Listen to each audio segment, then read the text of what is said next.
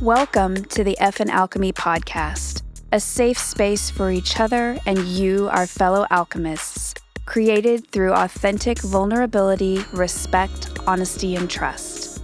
By working through our day-to-day experiences together and being transparent and relatable, we invite you to take comfort in where you currently are in your journey, knowing you are exactly where you're meant to be, you are seen, and you are never alone.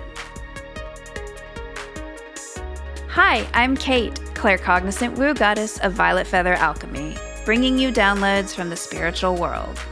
And I'm Amy, audacious empowerment queen of Effin Creative, daring you to unleash your creatrix.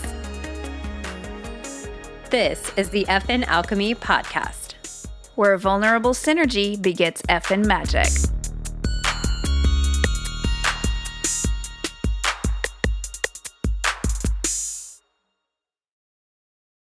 Episode 3, Part 2, Authentic by the Light, Releasing What's Not Yours. Hello, alchemists. We are picking up where we left off last time. Let's make some magic.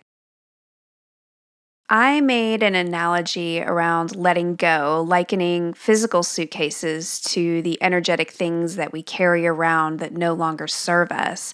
And I know you wanted to touch on that topic just a little bit more. Can I say, when you were saying about the baggage stuff, I went to Wanderlust several years ago. They have those events. They used to have like community events in different cities and stuff. And it was like they did like a meditation. They did a run, a yoga session, a meditation.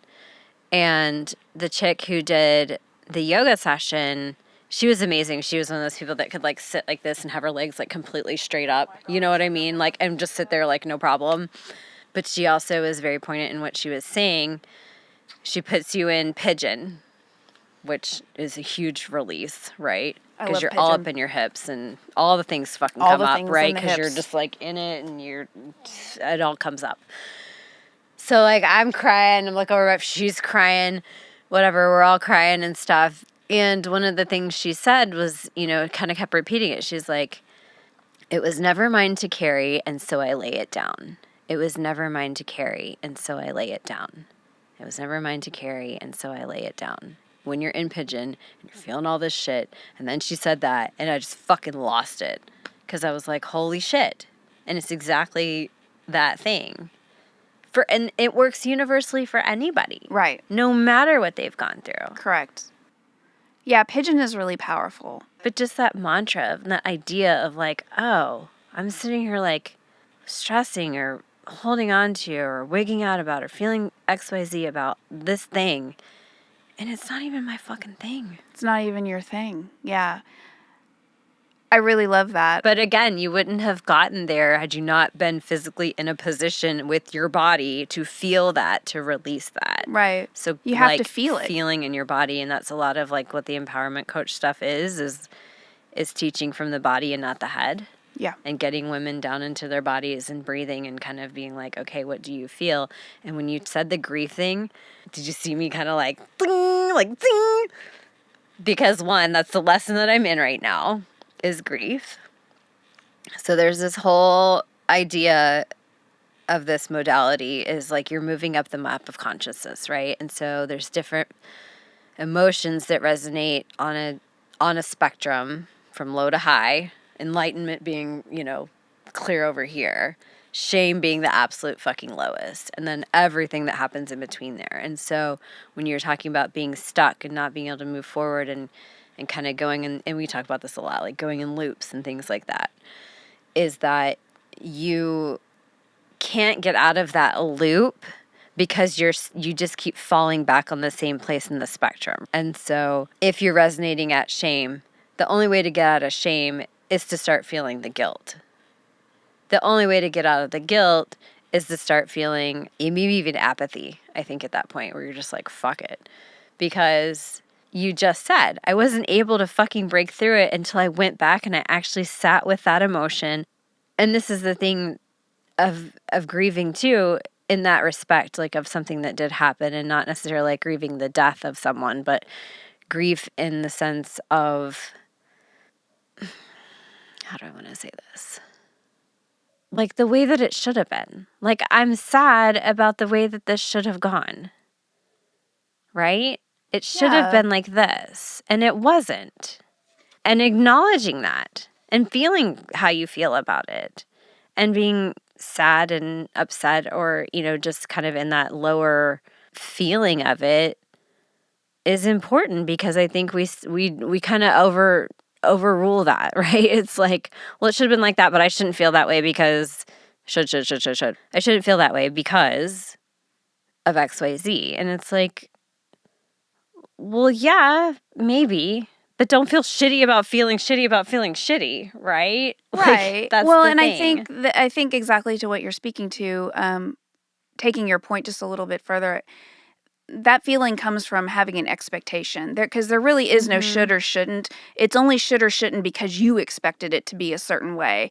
And I'm guilty of that 100%. Oh, yeah, everyone I've is. had really high expectations for just about everything my entire life, And including everyone. myself, And you know? everyone. and yeah, in myself, in everyone, in situations.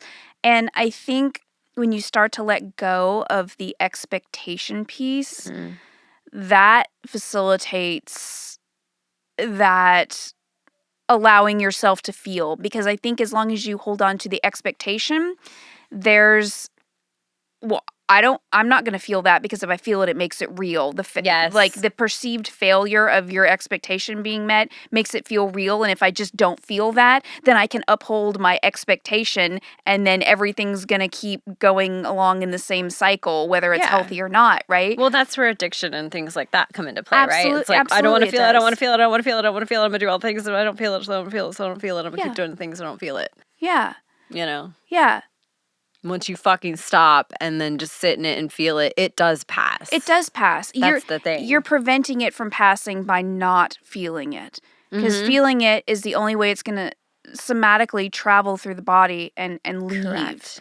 The body keeps score. Because the body does keep score, and that's why everybody has ailments and sicknesses and, know, problems. And by everybody, I don't mean everybody. It was more of a generalized term. But, that's where those things tend to come from. So, and it's been really hard to sit and watch other people go through things on a, physical health aspect and not be thinking about that.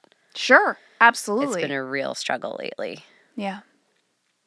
Yeah, and it's I'm like, hard. what's going on with you emotionally that we need to work through that can, get this out of your body? Because, And I think that's a growth point, at least it has been for me, is to not interfere with that and allow people to have whatever experience they're going to have. Because when I'm a very sensitive person, and I tend to, or I have tended to, for many, many years, wanted to always help and to, help people fix things and not do it for them, but to help them fix it. And I think the important thing for me, the lesson was just to learn hands off and be a space holder for these people. And if they want to ask me for help, I will help them in a way that is healthy for me and them. But if they don't ask for help, is just to sit there and be a witness.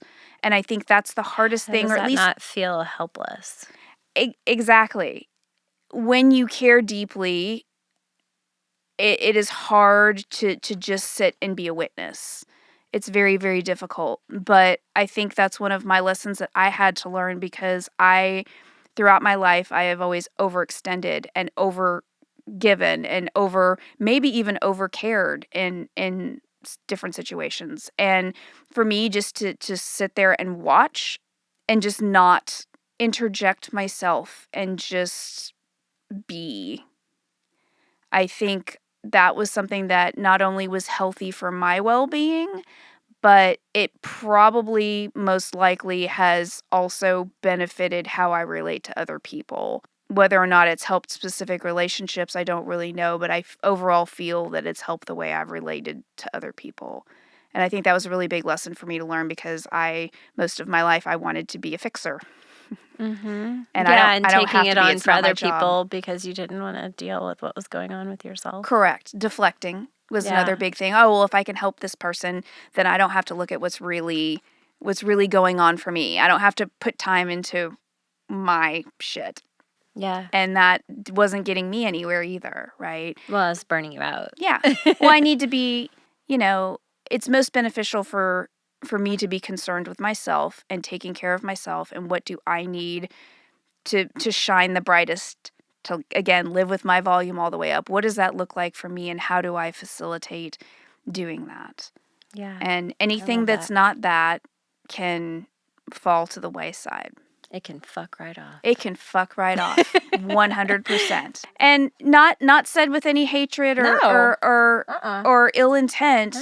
It's just, it's not for me. You can get out of my energetic space, because I need to be concerned with myself. And I think if most of the world became primarily concerned with themselves, and please distinguish, I'm not talking about people being selfish. Or I'm talking about no. I'm talking about people being concerned with their mental health, their well-being, everything first. If we really, as a society, addressed ourselves first, I think things would look dramatically different in our world. And I think as more and more lights start shining bright and more clay starts crumbling off more humans that are on this planet, I think that light is only going to get brighter, because I think a lot of people, with a lot of events that have happened over the last couple years, it's given people a lot of time to think and reflect, should they have chosen to do so. And I think the ones that did are kind of seeing, wow,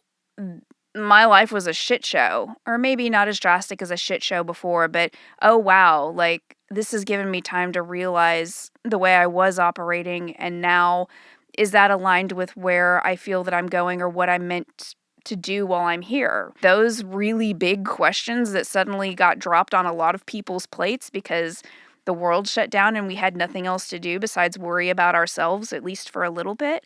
That's only helped the people that it was meant to help, right? Mm-hmm. It's not everybody had that experience, but the people that did have that experience, I know for me, my life wasn't a shit show prior to the world shutting down, but it made me pull back and reevaluate.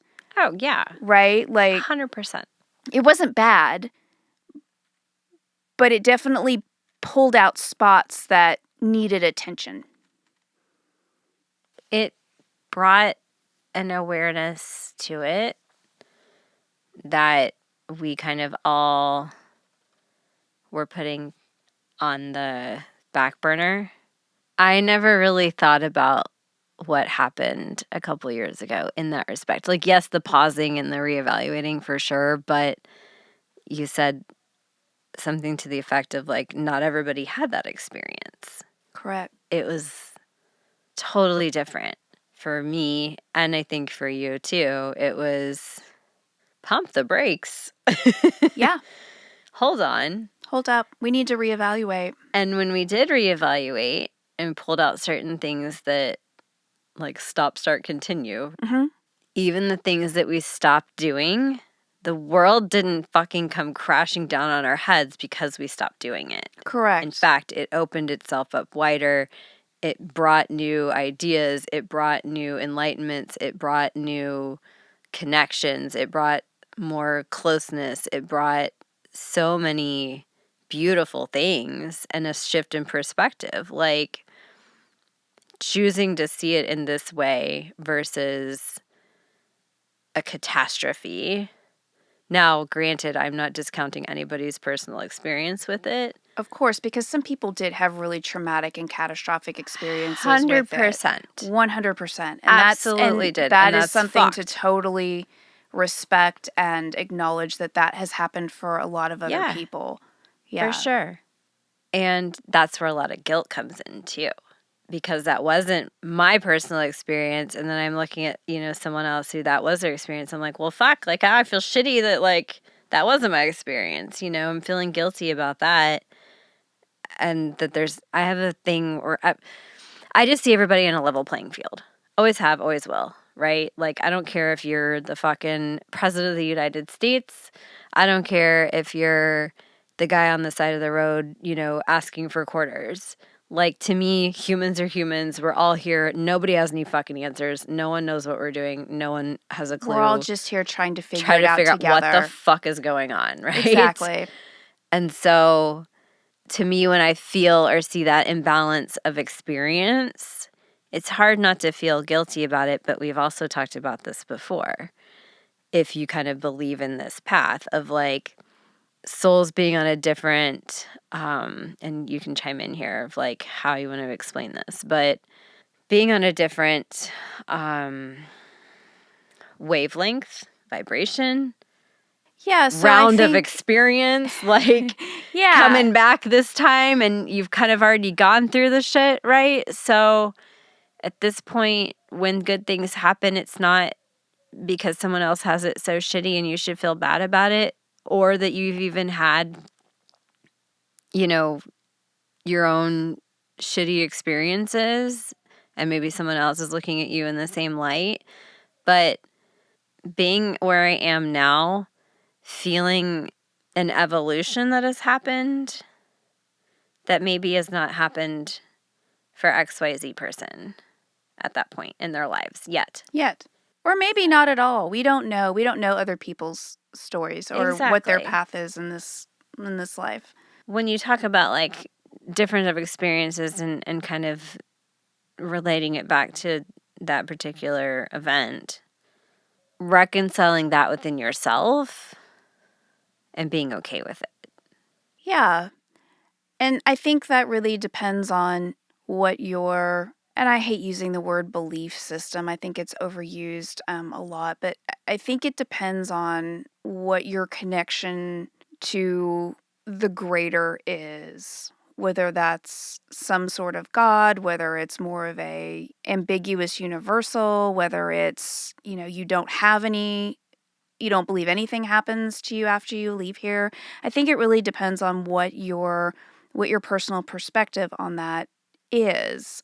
For me, my perspective is that you get to decide upon your blueprint before you enter into this life. And so you have certain things or certain karma that needs to be broken, or you have certain lessons to learn or tasks to complete when you come into this lifetime. And that's kind of, you kind of write out your schedule before you come in here, and you're following along that path to do those things when you come in here.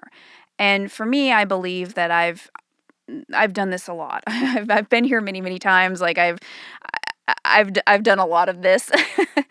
I think other people also have similar experiences to that. And I believe that the experience that you're having here is something that you have already predetermined before you come in. And yes, people sometimes have really awful experiences where they exit this plane of existence in a number of horrific ways. And that is something to be very respectful of, and just be cognizant that, that these things do happen. And while our reaction to those things may be like, oh my God, that's so awful, or, oh my God, like this person is, seems to be in such a disadvantage. I think the important thing for me that I've come to realize with how I view my existence in this plane at this time is we all sign up for what we come into. And that doesn't make us better or worse than one another. Because I'm sure I've had other lifetimes where I've come in and been, in a completely different set of circumstances, but I also had a different set of things that I had to learn. And I think when you choose the things that you're going to do while you're here, whether it's breaking karmic cycles, or, tasks or lessons learned that you need to get done here, I think that your life experience is designed around those things to help you learn or achieve or accomplish those things while you're here. And maybe somebody that you see that, you may see somebody sitting at a traffic light on the side of the road, then they're having a really hard time and they're asking for food or they're asking for money. It doesn't, I'm not saying that they're deserving of that situation. All it is that's the experience that they're having in this iteration, maybe to break a really big karmic cycle. Like, we don't know why they're here or what their experience is meant to be for them while they're here. And so again, it's kind of that holding space for other people. Like, don't judge it. You don't know what they're going through, right? Mm-hmm. but have a respect that is their story, and that they are human, and that, most likely they're doing the best that they can. Now, does everybody do the best they can? No. Obviously, there's people here that just don't do the best that they can, and that's okay too, because that's the experience they're meant to have. I don't feel that anybody is deserving of suffering or anything horrible happening to them or anything like that. I feel like when I was younger, I used to be really judgmental of people, and I think now, having an understanding about what I believe to be true for my existence, I think I'm able to just stand back and be an observer of other people and their situations, and not to get involved with my brain and my judgment and all of those things, just to let it be and just observe. Do you feel like you're like a nature filmmaker? Yeah, I'm just watching whatever passes in front of the camera, fucking like eaten to death, and you're like, but this is the way it's supposed to go, so I'm just going to sit here and watch. I don't think I have the mindset that that's the way it's supposed to go. Again, I think now more the mindset I have is more as an observer. This is what's happening, and I'm not judging it, and I'm not getting involved with it. Like, I'm just observing, because let's say that I tried to interfere with that baby lion getting eaten. Maybe, who knows what ripple effect that would have. If everything is interconnected, who knows? It's butterfly effect, right? Yeah. I mean, well, again, and a different rabbit hole for a different day. Golden Gate Bridge collapses because you saved the baby lion. No, but I think that for me, that's a healthy way to do that, because I'm super sensitive, and because I cry when watching nature shows. I don't like seeing animals get torn limb from limb. Those zebras that get eaten by those prides of lions, like, that kills me inside. I can't watch that. So for me, I've developed what I feel to be the most healthy way to navigate through the world, by just observing without judgment what is around me. If I can help in a way that is safe and healthy for me, and my help is needed, I'm happy to help, but I'm not going to interject myself. I'm going to be an observer of what's around me. And I think that has been a really big key to my mental health and my well-being as a whole human. Yeah. Yeah. I love it.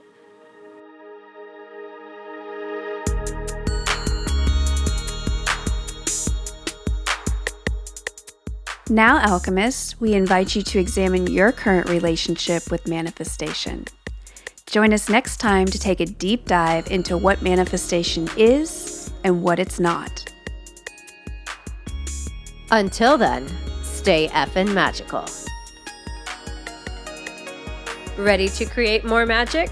For additional episodes and insights, go to effinalchemy.com. EFFINALCHEMY.com.